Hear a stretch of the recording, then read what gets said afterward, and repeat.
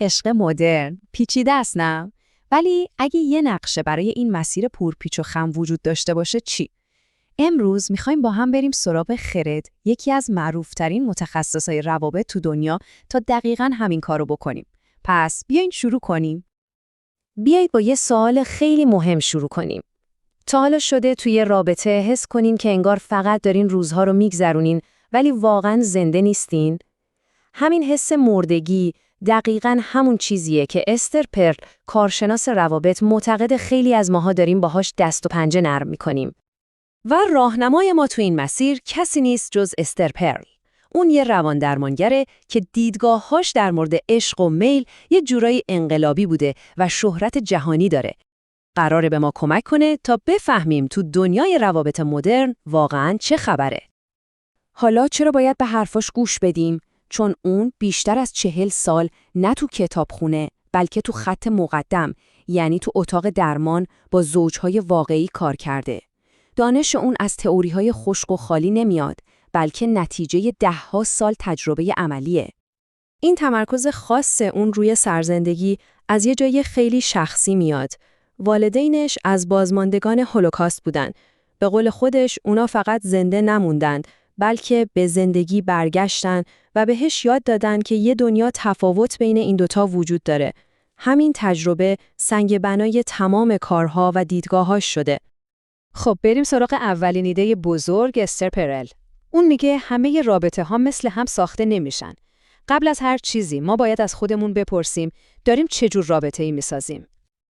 اون دوتا اسم جالب براشون میذاره.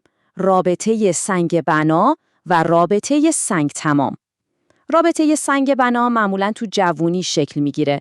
شما 2 نفر هویتتون رو با هم میسازین، آجر به آجر. ولی تو رابطه سنگ تمام داستان فرق میکنه. شما دیگه هویتتون ساخته شده، زندگیتون رو دارین و حالا دنبال کسی میگردین که به این ساختمون تکمیل شده ملحق بشه. فهمیدن این تفاوت خیلی مهمه، چون انتظارات و چالش‌های این 2 مدل رابطه زمین تا آسمون با هم فرق دارن. خب فرقی نمیکنه رابطتون از چه نوعی باشه. یه چیزی حتمیه. دعوا پیش میاد همیشه. اما استر پرل میگه نکته کلیدی اینه که به دعوا به چشم یه فاجعه نگاه نکنیم، بلکه به چشم یه مهارت ببینیم. یه هنری که میشه یادش گرفت. این جمله رو ببینین. وقتی شما تو بحث برنده میشین، رابطه میبازه. ماها معمولا میریم تو دعوا که برنده بشیم، که حرف خودمون رو به کرسی بنشونیم. ولی پرل میگه دقیقاً همون لحظه‌ای که شما برنده میشین، یه بازنده بزرگ روی زمینه خود رابطتون. این یه تغییر نگاه اساسیه، نه؟ خب اگه هدف برنده شدن نیست، پس چیه؟ جواب پرل تو 1 کلمه است: کنجکاوی. یعنی به جای اینکه بگیم چرا این فکر مسخره رو میکنی، بپرسیم میشه بهم کمک کنی بفهمم چطور به این نتیجه رسیدی؟ با همین یه تغییر ساده، دعوا از جنگیدن برای اثبات حق تبدیل میشه به تلاش برای فهمیدن همدیگه. پرل میگه موقع دعوا ما معمولاً یکی از این 3 تا کار رو میکنیم. یا با کنجکاوی به سمت هم حرکت میکنیم، یا هر دوتامون فاصله میگیریم و یه دیوار دور خودمون میکشیم، یا اینکه یکی میشه دنبال کننده و اون یکی فراری. یه لحظه به دعواهای خودتون فکر کنین، کدوم الگو براتون آشناتره؟ پرل هشدار میده که فقط و فقط اون حالت اوله که به رشد رابطه کمک میکنه. بعد از هر دعوایی نوبت ترمیمه، ولی خب چجوری باید این کارو درست انجام داد؟ این سوال ما رو میرسونه به یکی از عمیق‌ترین و جالب‌ترین ایده‌های پرل، اون تنش همیشگی بین عشق و میل. پرل یه هشدار خیلی جدی داره. میگه مسائل حل نشده هیچ وقت از بین نمیرن. اونا مثل آشغالی هستن که زیر فرش قایمشون میکنیم. فقط همونجا میمونن و منتظر دعوای بعدی میشن تا با یه قدرت خیلی بیشتر دوباره بیان بیرون. انگار دارین برای جنگ بعدی مهامات جمع میکنین. خب پس یه عذرخواهی واقعی چجوریه؟ پرل یه فرمول 3 مرحله‌ای ساده ولی خیلی قدرتمند داره. قدم اول، احساسات طرف مقابل رو تایید کنین. مثلا بگین میفهمم که ناراحت شدی و کاملا حق داری. قدم دوم، مسئولیت رو به عهده بگیرین. آره، این اشتباه من بود. و قدم سوم، صادقانه عذرخواهی کنین. ببینین، این فقط گفتن یک کلمه نیست، یه فراینده. فرایندی که در رو برای ترمیم واقعی باز میکنه. و اینجا میرسیم به یکی از بزرگترین پارادوکس‌های رابطه. به گفته پرل، عشق دنبال چیه؟ دنبال امنیت، نزدیکی، اعتماد. اما میل چی؟ میل دنبال تازگی، رمز و راز، هیجان، حتی یکم ریسک.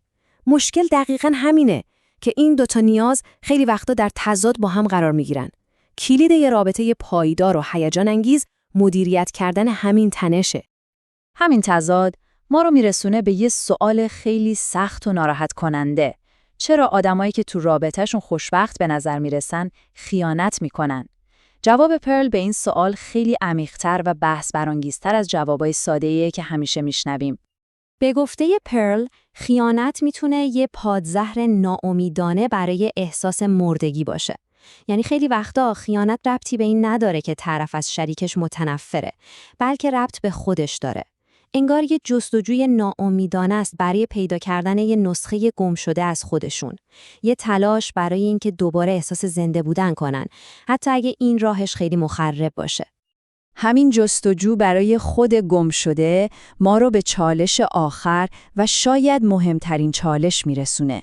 اینکه چطور میشه بخشی از یه ما بود ولی من را از دست نداد. این شاید بزرگترین معمای عشق امروزیه. پرل میگه تو دل این معما 2 ترس اصلی وجود داره. ترس از رها شدن و ترس از بلیده شدن یا همون خفه شدن توی رابطه. ترس از رها شدن باعث میشه به طرفمون بچسبیم و خودمون رو گم کنیم. از اون طرف ترس از خفه شدن باعث میشه فاصله بگیریم تا هویتمون رو حفظ کنیم. یه لحظه به رابطتون فکر کنین. شما و شریکتون کدومتون بیشتر با کدوم ترس درگیرین؟ و در نهایت، انگار تمام حرفها و خرد استر پرل تو همین یه سوال خلاصه میشه. این چالش همیشگی عشقه. چطور میشه به یه نفر نزدیک موند بدون اینکه خودت رو گم کنی؟ پیدا کردن جواب این سوال کار یه عمره و شاید قشنگترین چالشیه که هر کدوم از ما تو رابطمون باهاش روبرو میشیم.